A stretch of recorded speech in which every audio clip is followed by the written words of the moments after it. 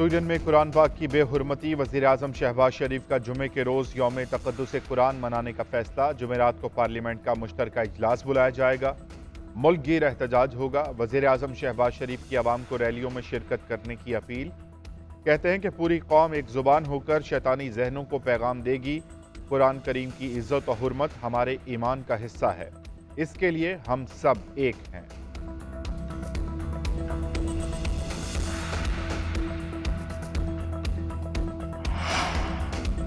Special investment facilitation council की apex committee का इजलास आज होगा। वज़ीर आज़म शहबाज शरीफ सदारत करेंगे। एपेक्स कमेटी में army chief general Asim Munir भी शामिल। चारों सूबाई वज़राए आला और वफाकी वज़रा भी इजलास में शरीक होंगे। एपेक्स कमेटी काउंसिल के क़याम के बाद उठाए गए इक़दामात का जायजा लेगी। अमल दरामद कमेटी के होने वाले 2 इजलासों की सिफारिशात एपेक्स कमेटी में पेश की जाएंगी।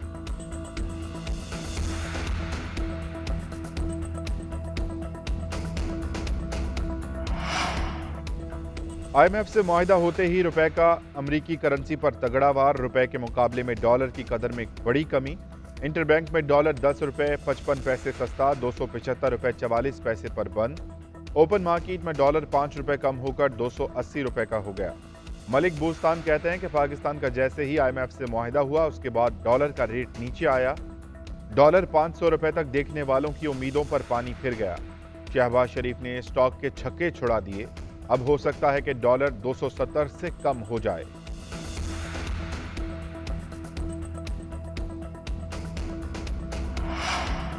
डिफॉल्ट का खतरा टल गया। बरामदात के लिए अब दोबारा से ऑर्डर्स मिल रहे हैं। इस हुकूमत ने अपना काम कर लिया, अगली हुकूमत को भी काम करना पड़ेगा। साबिक वज़ीर ख़जाना मिफ्ता इस्माइल का कहना है कि डिफॉल्ट के खिलाफ हमें पूरा इंश्योरेंस मिल चुका है। हमें एक रास्ता नजर आ रहा है जिस पर जाएंगे तो खैर होगी।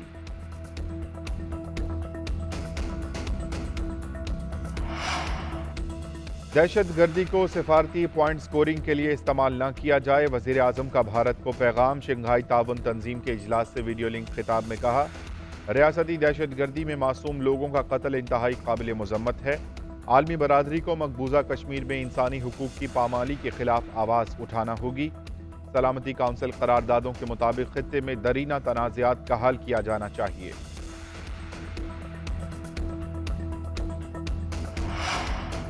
किसी को फायदा पहुंचाने के बदले तहाइफ लेना और देना जुर्म करार। चेयरमैन नैब को मुकदमे में किसी भी शख्स को वादा माफ गवाह बनाने का इख्तियार। बात छुपाने पर गवाह की माफी मनसूख हो जाएगी। माफी मनसूखी पर वादा माफ की गवाही उसके खिलाफ ही इस्तेमाल हो सकेगी। नैब मुलजिम को 14 की बजाय 30 दिन तक हिरासत में रखा जा सकेगा। नैब तरमीमी ऑर्डिनेंस 2023 फौरी तौर पर नाफिज। तफसीली मुसविदा मंजर आम पर आ गया।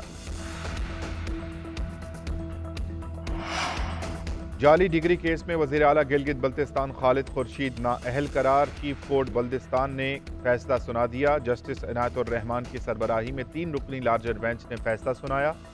वज़ीर आला गिलगित बल्तिस्तान खालिद खुर्शीद अपनी डिग्री को दुरुस्त साबित न कर सके।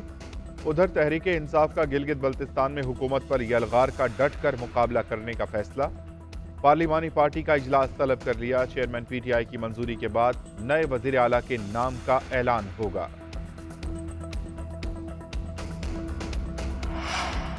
कराची वालों पर बिजली की बंदिश का अजाब। ओल्ड सिटी एरिया, गार्डन, लसपेला, सिविल लाइन समेत कई इलाकों में 10 से 12 घंटे की लोड शेडिंग।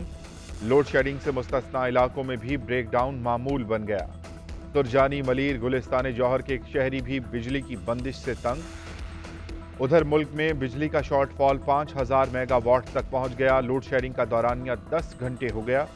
हाई लॉसेज और बिजली चोरी के इलाकों में सबसे ज्यादा बिजली की लोड शेडिंग।